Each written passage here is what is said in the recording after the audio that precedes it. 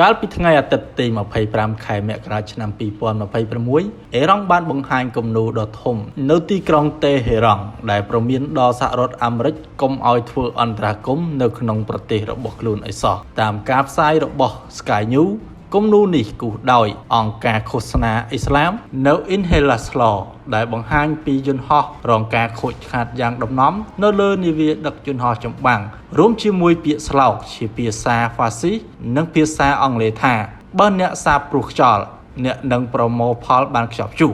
នេះគឺជាសុភាសិតដែលមានន័យជ្រាលជ្រៅសាបព្រោះខ្យល់គឺសំដៅលើការចាប់ផ្ដើមធ្វើអំពើមិនល្អការបង្កចំនួនតូចតាចចំណែកប្រមូលផលជាខ្ជាប់ខ្ជួសគឺសំដៅការទទួលបានផលគឺសំដៅលើការទទួលបានផលតបស្នងមកវិញយ៉ាងធ្ងន់ធ្ងរឬមហន្តរាយដែលអ្នកមិនអាចគ្រប់គ្រងបានដូច្នេះក្នុងបរិបទនេះអេរ៉ង់ប្រមានសហរដ្ឋអាមេរិកថាប្រសិនបើលោកដូណាល់ត្រាំចាប់ផ្ដើមវាយប្រហារយោធាបន្តិចបន្តួចលើពួកគេនោះអាមេរិកនឹងទទួលរងនូវការវាយបកវិញយ៉ាងសាហាវឃោរឃៅបំផុត